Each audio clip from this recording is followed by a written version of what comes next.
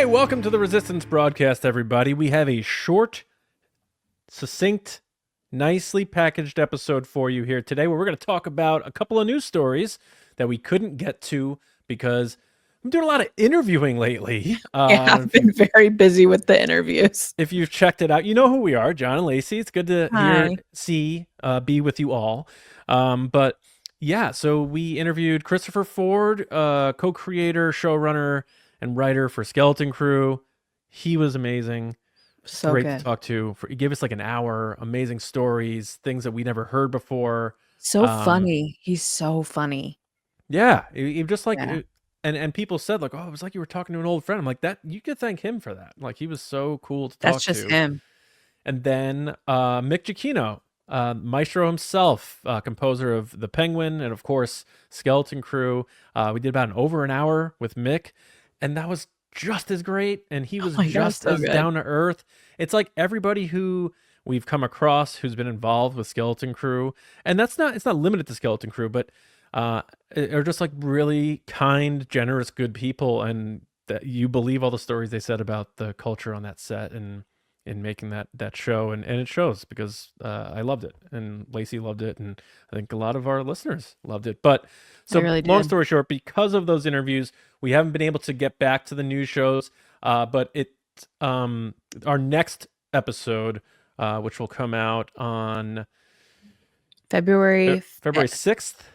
6th, yeah. February 6th will be a return to recorded TRB news shows, some discussion, maybe some Will of the Force, and all that good stuff you were used to now that Galactic Goonies is done and we've had these amazing interviews. So the takes are coming, but now you get takes right now because these were stories we felt like we had to get out there, a little extra episode for you, and hope you enjoy it.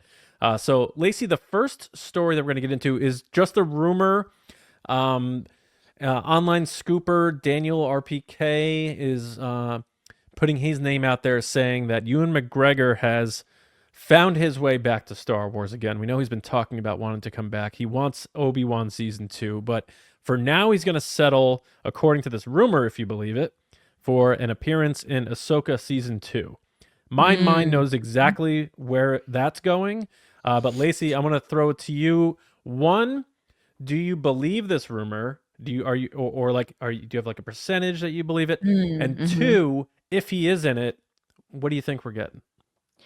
I'm going to say it's probably 90% true. Okay. And I think we're getting Clone Wars. Because Ewan McGregor was at a convention a couple months ago, and we actually talked about it on TRB before Skeleton Crew kicked off, where he was saying how he wanted to get back into Star Wars and he loves playing the character and he really wanted to wear the armor from Clone Wars. And I feel like that was a little bit of a nudge to Lucasfilm and or Dave Filoni, like, hey, I'm ready, bring me back. If not, it was a little bit of a wink to the audience that maybe those conversations have already taken place. We've seen Hayden make his appearance in Ahsoka already. We know that Filoni loves himself some Clone Wars, is all about it. Can't let it go. So it would not surprise me if they want to get an on-screen shot scene of flashback with young Ahsoka again, Hayden as Anakin, and then Obi-Wan, Ewan as Obi-Wan. Because I'm not gonna lie, it would be an epic moment to have those two guys on screen together again, just like it was in the Kenobi show. But to see them in Clone Wars garb and during that period that we haven't really gotten a glimpse into, would be pretty wild. Do I need it? No.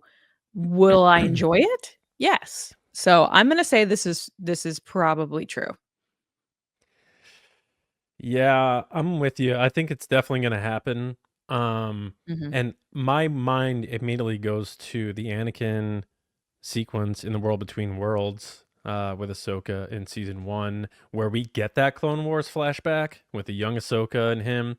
So I think it's going to be another one of those, but they're going to add in Obi-Wan, and it's going to be the young Ahsoka actress again with Hayden and Ewan.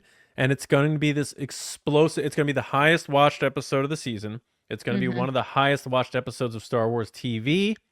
It's going to cause mass hysteria online. People freaking out. They love it. Prequels kids are which is what Disney wants. We're winning. We're so winning. We're eating good.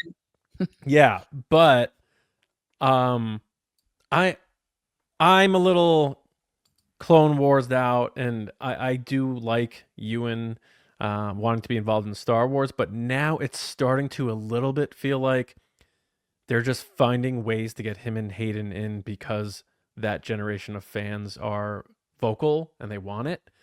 And I don't necessarily know what it's going to lend to the story. I'll be very happy to see him. Don't get me wrong. I'm going to talk about it on the show when we talk about it, and probably talk about how great it was. But but I do think it's going to happen. I think it's going to be that type of thing. It's not going to be an extensive appearance, but I think it's going to go down. But the next story is true because Daisy Ridley confirmed it. Yes. And I was going to say right before we get into this story, for those of you that are wondering what our thoughts are on Ryan Gosling being in Star Wars, we did talk about that in Nerdy and Nice on Monday of last week. And we also put out the clip itself on our YouTube channel, just the Ryan Gosling part, if you're interested. Because I know people were like, well, which story is it? So that story, we've already chatted about it. Check it out on our social channels and on our YouTube page. But go ahead, John. And we only did it on Nerdy and Nice again because we were up against the interviews. We weren't going to be putting out an episode. So I don't want you guys to think that, now I have to dip into Nerdy and Nice to get some of your Star Wars takes. That was a one-time deal, just so you know. And we clipped it out for you. Yeah, and we clipped it out so you can, if you don't want to hear about DC or all the other Squid Game and all the other stuff we talk about, we're still doing all our Star Wars stuff on the Resistance broadcast. But so the next story is the revolving door of writers for the Rey New Jedi Order movie continues. That door continues to revolve, and it has stopped right now on George Nolfi. And George Nolfi has been announced. People were like, well, Lucasfilm didn't say it. It came from Hollywood Reporter. And then Daisy Ridley's like, I'm going to share that to my Instagram page. And then away we go. Definitely did. Away we go with a confirmation that George Nolfi is going to be the writer. So his credits, his first movie was Timeline, which was like the sci-fi Paul Walker movie. Not very good. Then he got picked up for Steven Soderbergh's Ocean's 12, which he wrote. Fairly well received, made good money. But then you have Bourne Ultimatum, and I don't like when people put that as a writing credit for him because Tony Gilroy, believe it or not, wrote the first draft of that. It went to another writer and then him, so you're not sure how much of that was him. And then Adjustment Bureau, Allegiance, The Banker, a lot of thriller type of stuff. So Lacey, I'm going to go to you first again on this one. Your initial thoughts on George Nolfi. It's not a household name, but he's done popular stuff. What are your thoughts on him being, at least as of now, the current writer for the new Jedi Order yet to be titled Rey Skywalker movie? That's still attached to Charmin Obaid-Chinoy as far as we know as director. Yeah. So my initial reaction was who?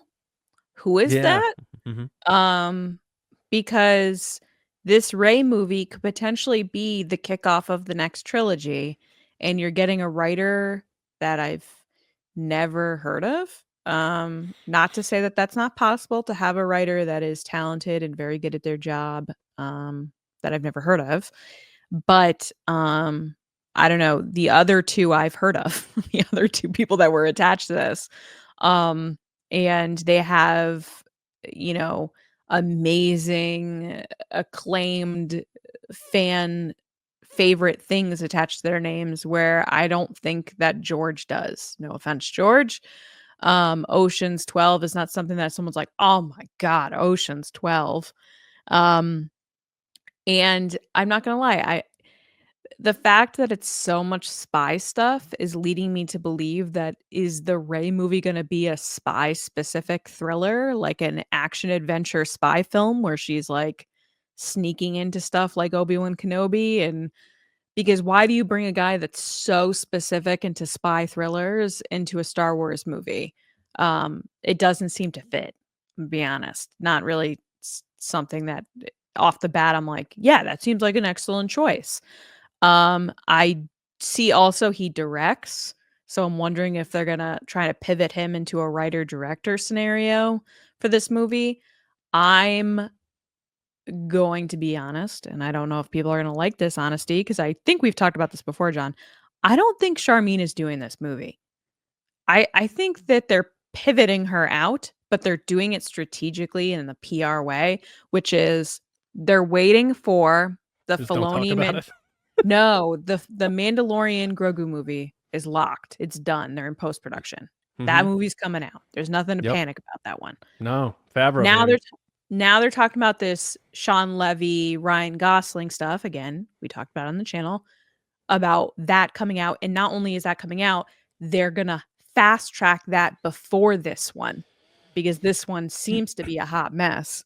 So they're fast tracking the Sean Levy one, or it might be a piece of Sean Levy only has this period of time to do a movie. So they're like, let's get him in there.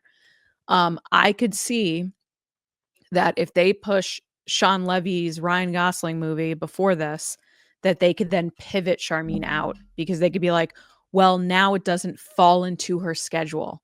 Now she's working on something else, or the delay has caused too many, issues with scheduling that they've gone a different creative way. I don't think Charmin's doing this movie anymore.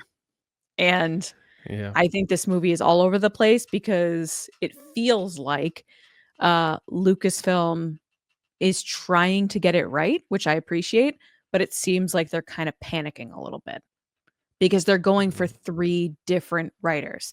Like Damon Lindelof is a very specific kind of like mysterious action adventure, like kind of sci-fi guy. Then you have Stephen Knight, who's pretty well known for period pieces that are more on the horror, dark, gritty thread.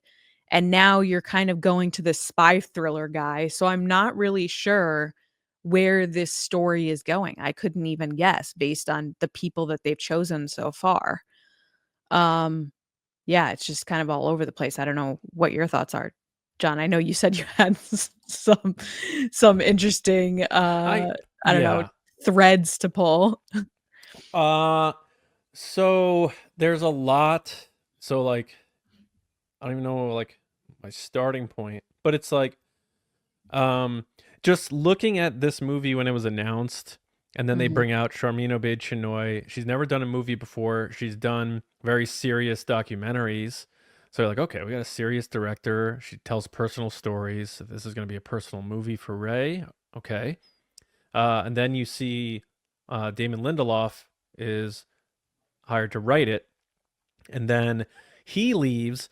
And without directly saying it, it really sounded like they kept pushing him on what he wanted to do, and You there wanna were do older Rey. That was the he whole thing he wanted to originally. do older Ray, but they clearly brought him in because they liked what he wanted. So I don't know if he clashed with the director in vision, or they decided, Mm, oh, you know mhm, what, we're gonna go a different route with this. I don't know if mhm, it was like pre Daisy. I don't know, but mhm. you look at Damon Lindelof, and it's like he wrote JJ's Star Trek movie, so he knows how to do science fiction. Sure. Star Trek is not the same as Star Wars; it's more sci-fi. But then he does Watchmen, Lost. He does a lot of heavy, like fantastical stuff, but it's heavy, like really heavy stuff. So it's like, all right, you got a director who makes heavy stuff. You have this writer who, Star Trek aside, he does some pretty heavy content. And then they're like, all right, it's not going to work out with him. We got to find a new voice, new someone else. So they get Stephen Knight. The guy does Peaky Blinders. Now, Stephen Knight has also done Rogue Heroes. He developed that TV show, but that's also pretty serious, like drama. Mhm. He's not a light. Like you wouldn't think of Stephen Knight writing Star Wars. He did do Serenity, but it did not do well. Firefly fans, I don't think, liked it. So I see him as like, all right, so they pivoted to another person who's pretty known for writing, period, dark, drama type stuff. So it's like, all right, we're getting a pattern here. And then he leaves, and now they bring in They had the writer's This strike and guy. everything, but it seemed like they kept going back with multiple drafts and stuff with Stephen Knight. Yeah. So now you have. Because Daisy had said throughout this whole process she hadn't seen anything. People kept Yeah. asking her because, by the way, Daisy's been in like 4 or 5 movies in the past 3 years. Like she's been Yeah, busy, she's crushing it. She's booked doing and great. busy. Yeah, and Yeah. every time she gets asked about Star Wars, she's been like, I haven't seen anything. I've been explained what the story is. I haven't seen anything other than that. I haven't seen treatment, script, anything. Yeah. So I went through the list. You know, you got George Nolfi's movies, and a lot of his stuff, like you've said before, is thriller, you know, conspiracy, government thriller type stuff. You got the Bourne movie he was involved with, but Tony Gilroy wrote that first draft. You got Adjustment Bureau. The guy likes Matt Damon, so I don't know if that means anything. But he's been Ocean's 12, Bourne, and Adjustment Bureau. Damon. And then The Banker, which I think was well received, is one of his more recent movies. But again, this isn't like when you look at this list, you're like, is that Star Wars writer? You're like, absolutely not. So it makes me think that whatever this Rey story they're trying to tell is going to be personal and it's going to be heavy. It's not going to be Force Awakens. And Daisy said she was excited but also surprised or something like that about the story with the way they pitched were to her. going. Yeah, where the way they were going with it. Yeah. So and we've heard she's going to be a mentor to kids. So I think stuff is going down like in whatever they're going to end up doing with this movie. My concerning part is like it seems to me that they are having a hard time getting a big name writer or director attached to this. I think people don't want to touch Star Wars. I'm gonna be honest. Well, I think we've heard that. That's not, you know, across the board. Obviously, we just talked. I'm going by evidence. Like it was my dream to make Star Wars, and we did it. I'm so happy. But like for this movie in particular, and maybe things connected to the sequel trilogy, like some people like the juice isn't worth the squeeze. I saw what Rian Johnson dealt with. I saw what J.J. Abrams dealt with. I don't need to do that. So Patty Jenkins, not even like people with fans. We're talking about the production process. Chris Miller, Phil Lord, Patty Jenkins, Taika. Like you're looking at all these things being like, what have they dealt with? Kevin Feige was making a movie. Yeah. Michael Waldron said he was writing it. So that was a thing. Yeah, so that was a thing.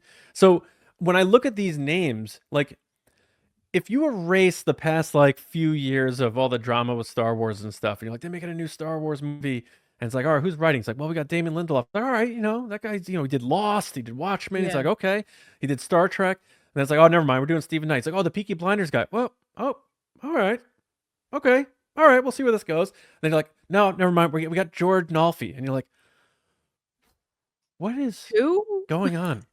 What is happening right now that we're not getting the big writer? We're not getting the big director. And there's no offense to Sharmeen Obaid-Chinoy, who I also agree, I don't think she's on this project. But it's the Rey movie, though. The last she is talking about it was last June, I think. So we're coming up to almost a year where she hasn't even talked about it. So I agree. I think there's Celebration is going to be, Celebration is going to be a big kind of moment because they're either going to give you an update or they're not going to mention it, which we've seen from previous celebrations. You got to hope for an update. No one talks about Ryan. No one talked about Taika. They gave you 3 movies we'd never even heard of, which was awesome. But at the same time, we were like, okay, but what about those other ones? Right. Yeah. So it's crazy. I agree. Celebration is going to be nuts, especially with the Sean Levy thing. I think that's probably going to be announced there, and Ryan Gosling's going to like walk out on stage with a lightsaber or blaster or something. And that'll be awesome. But I'm not I'm excited about the movie. I want Daisy back. I want the whole gang back. I want all that. Hearing George Nolfi doesn't excite me, you know? So I don't know what to think of it. I'm going to remain cautiously optimistic, but you can't look at me in the face and tell me that people aren't shying away from wanting to do these projects, because like Star Wars, that's who they got, and it's their third writer. I don't know. Like, what do you think somebody who's like a good writer, who's like a big Star Wars fan, and I'm not saying like Lawrence Kasdan or whatever, but like they see what's going on and they're like, call up Kathleen Kennedy and be like, let me write this movie. I'm excited. I want to do this. Sort of like If how they want to go Sean Levy's been darker, talking about his movie. Like yeah. I think what it is, I think part of the big problem is nobody wants to come into Star Wars and write someone else's story pitch, and that's where we are at this point, because they have the idea. It's this new Jedi Order thing. They have not wavered from calling it that. So it's 15 years after the rise of Skywalker. Maybe these writers are like, I saw what Lindelof said. Stephen Knight left, and now you get this guy. It's like maybe these people want to come in and say, I want to write this, but here's my idea for the Rey movie. And they're like, no, we're doing this story. You have to write the script for it. And some of the writers are probably like, I'm good. I'm all set. If I'm going to do Star Wars, and if I get booed out of the building, I want to at least know that I did it. So I think that's part of it, the hesitation to just tell someone else's premise. So I'm going to stay optimistic about it. But boy, I was hoping like we got some other big name there. So maybe that's in the director chair. Like if Charmin Obaid-Chinoy is out, again, 8 months of radio silence. Daisy's been talking about it. She hasn't mentioned Charmin Obaid-Chinoy. She has not. So I think we're both on the same page that she's out. So maybe the director is the big name. We don't know. So until we find out who the director is, which hopefully we find out in April in Japan, I'm going to stay cautiously optimistic because I believe in Daisy Ridley. I think she deserves a really good Star Wars script because I've seen what she can do with Young Woman in the Sea and other things she's in. She is a tremendous talent, and they should be so thankful that she wanted to come back after all the crap she dealt with. So I'm rooting for her all the way. So, and I'm just saying, give her like the material to shine and give Lacey that Oscar nomination that we were talking about when we were talking about Ryan Gosling. Yeah. So I don't know. That's where I'm at. I've said a lot. I don't know if you have any other thoughts on what I said or like how you're feeling in general, but I don't necessarily. I just, man, this project just feels like it's all over the place, and I really hope they rein it in, they figure it it needs out. stability. I do think that people are afraid to work with Star Wars for many a reason, not just the fandom, but I think also the process of working with Lucasfilm seems like it's not an easy one from what we've heard from people that have moved on from it or were in it.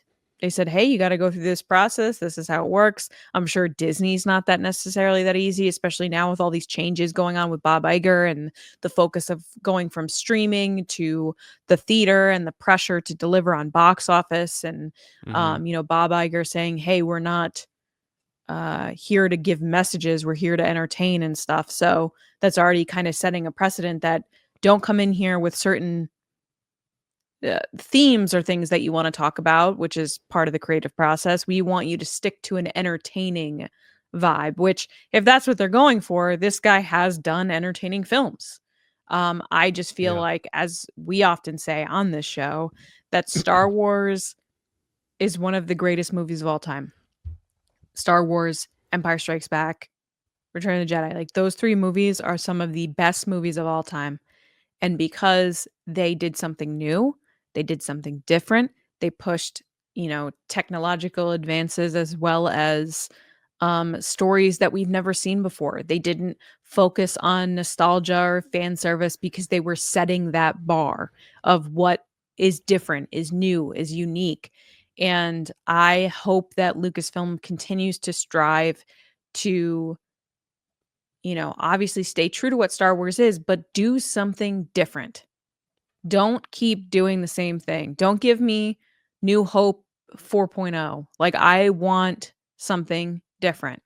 And if it's the grittier vibe that they're going for, I guess that's fine. But I'm going to be honest, I would have preferred a more Christopher Ford, John Watts skeleton crew for Rey. Like, why does it have to be serious?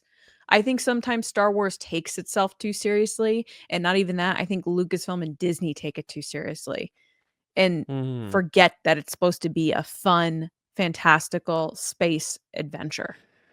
Yeah, I think in some areas that's for sure, and especially recently you know, you Yeah. got Andor, Rogue One, Andor Acolyte, is and its own stuff. thing. I kind of keep it away from everything else because it's just so different, vastly different. Also, that a quick tangent, like the I I was not going to talk about this online because I know better, but the Acolyte being the second highest Which was another 2024. piece of news that ran around this week, was that it was number Yeah. 2. So, well, I mean, we're pretty much rounded out on the Rey thing. I guess my last thought on the Rey movie Yeah. is, with all the changes and stuff, just remember, Mhm. like, as long as they make a good movie, time is going to forget all of this stuff. Like, Yes. when Yep. people talk about Solo now, no one talks about anymore that, oh, they had to stop production, they got the new director and stuff. It's just like, no, I love Mhm. Solo. And the same Yep. thing with, Yep. no one Yep. talks Yep. about Yep. Michael Arndt's script of The Force Awakens. Like, it's just, no, it's The Force Awakens. No one talks about Book of Henry, what's his name, who was supposed to do episode 9. No one talks about that anymore. Oh, Colin Colin Trevorrow. Trevorrow. Yeah. Yeah. So all that stuff is going to go away. So as long as they still make a good movie, that's all I care about. I don't care if they try 17 writers. Just Mhm. make the good movie and away we go. But the Acolyte thing, like going around saying, "Oh, it turns out we were wrong. The Acolyte was the second highest watched Disney Plus show of 2024." But then when you look at the numbers and compare it to things like Squid Game or The Penguin or anything, it gets slaughtered. Like I It think was the number 10th. 2 on Disney Plus, not Right. number That's 2 that's the overall. that's the whole Yes. thing. So, Yes. and I'm not taking a shot at the Acolyte, but it's Disney Plus that has the problem, because Mhm. it's sort of like we have the second best selling steak, but we have the 8th best steakhouse in the county. Like our second best seller is our steak, but we're the 8th best steakhouse Which in the would make it county. like the 23rd best. Yeah, exactly. Yes. So it's like, like seeing fans be like, "Whoa, we were wrong. The Acolyte was watched." It's like, guys, just do a little research. Like, it was not watched. I'm sorry. I wish it Mhm. was, but it Mhm. wasn't. Mhm. And I didn't love the Acolyte. There were parts of it I do love, and that's the stuff I'm going to continue to focus on. Chimere, Master Soul, that episode in the woods. Like that's what you and I do. Episode 5 was so good. Yeah, you and I, when we like, I don't want to speak for you, but it seems like with the podcast, when Mhm. we revisit things from the past, like, even if there's parts we didn't love, like Andor, there's some stuff we didn't love in Andor, but when we talk about Andor, we talk about the stuff we love about it. And Yeah. the Acolyte it didn't get watched a lot, so I feel like it's being falsely positioned to people that it was successful, and it just wasn't. So that's my piece on that. I That's, think there's some but clicks involved in there that people want attention and clicks and clout to be like, "See, we told you." But yeah, I would stress, as with any news story or rumor or etc. that we talk about on the show or people see online that then ask us to talk about, take your time to do your due diligence of what is true. The yeah, just internet be is honest. flooded with information on a regular basis of all different types, whether it's true or not. I know that I was raised as someone that would write papers that would have 6 sources for one fact to prove that it is accurate. And you had to list all those sources to be like, yes, this is what I'm arguing. And these are 6 sources that agree with my argument. Hmm. Don't just take one tweet as the truth. Don't take one article as the truth. And I'm not saying that there isn't truth to these things, because there usually is, but just understand what the spin is, because there's usually some type of spin to it of, oh, it's the number 2 of 40.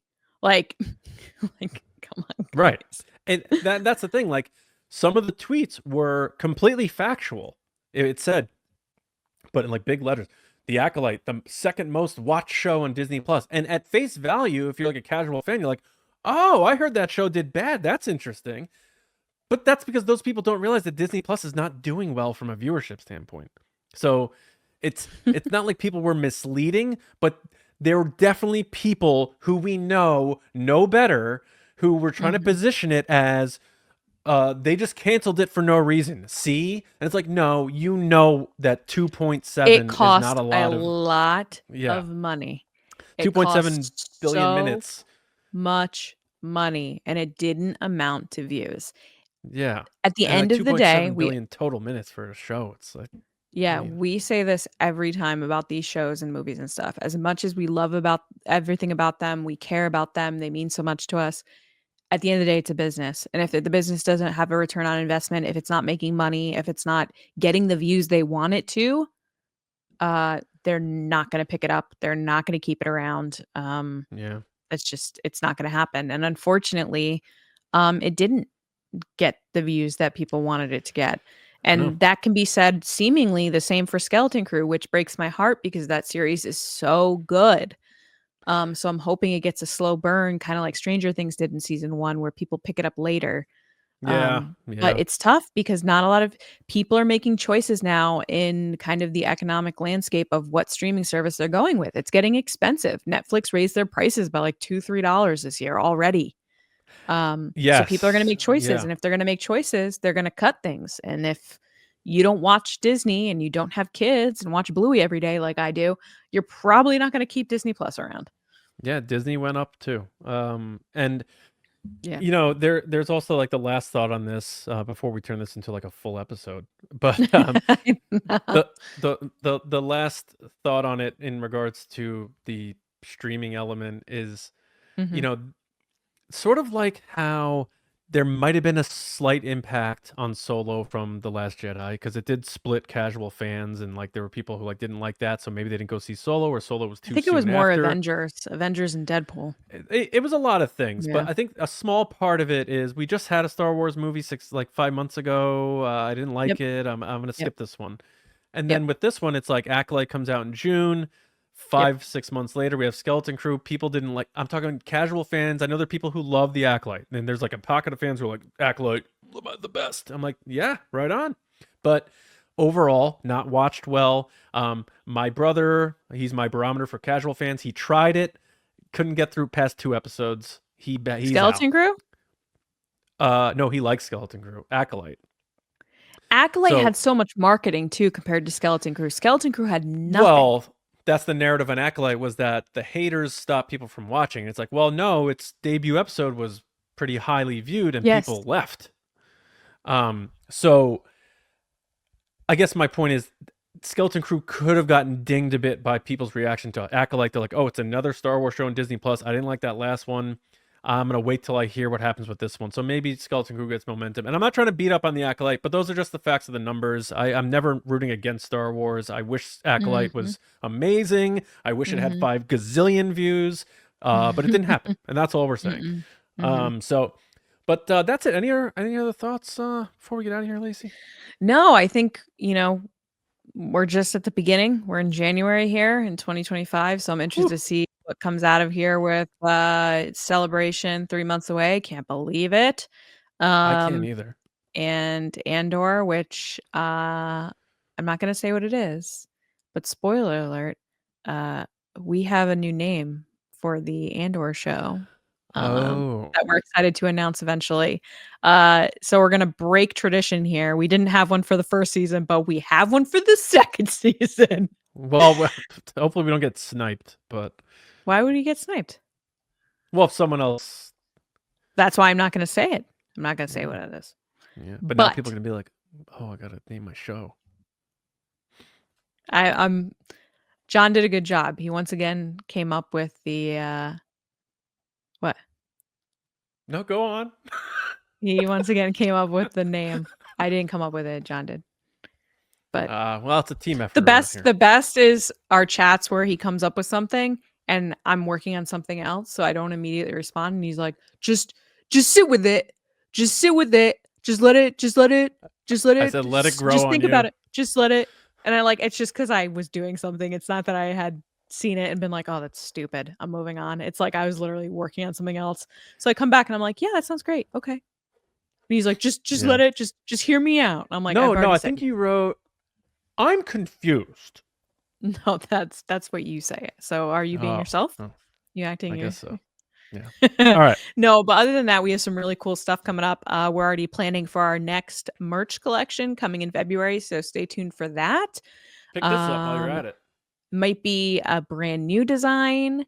It might be a Oh yeah. reissue of a previous design. See if Ooh. we get in trouble for it, but we'll see. But yeah, I get the hint is it's things we love. Yes, like Star Wars. Yes. Mm-hmm. All But right. guys, thank you so much for listening, and hopefully, you understand our thought process in some of these announcements and how we're a little bit hesitant to be like, "Oh yeah," because you just have to look at it with some type of understanding of past evidence and or track record with things. And somehow we're like conning ourselves into going back to doing 2 TRB episodes a week this past couple of weeks. So, I um, know, I know. Mm. but no, yeah, thanks everybody for listening and watching. This wound up being a pretty solid, chunky episode. I was expecting 15 minutes, and it's never the case when the two of us We talk about this never, stuff. no. Mm-mm. Because we like to have really nuanced, thoughtful conversations. But thanks so much. Make sure you're subscribed to TRB Podcast on social media, Resistance Broadcast on your favorite podcast app, and of course the channel, youtube.com/@TRB Podcast. A lot of people have been joining recently. Thank you so much. Organic subscribers, you love to see it. And Mhm. patreon.com/TRB Podcast. If you like more of what we do here, you get early access to episodes. We're scheduling a watch along. We're going to be watching along to Labyrinth. I've never seen it before. We're going to do that. We're going to do some Yes, Star I could Wars tell watch you a alongs. day. Keep talking. A lot of cool stuff on there. So go to patreon.com/TRB Podcast. You can support us for just $5 a month. And we have to give a special shout out to the Generals and Spice Runners. General Carmelo, John RISI, Jetta Rosewater, Frank Grande, Nick Kratz, Chris Morales, Brian Smith, Danny, Mike Rumore, Brendan McLaughlin, Sneaky Zebra, Dave Hornack, Colin Cormier, Stephen Garrow, Sachi, and Darth Snips.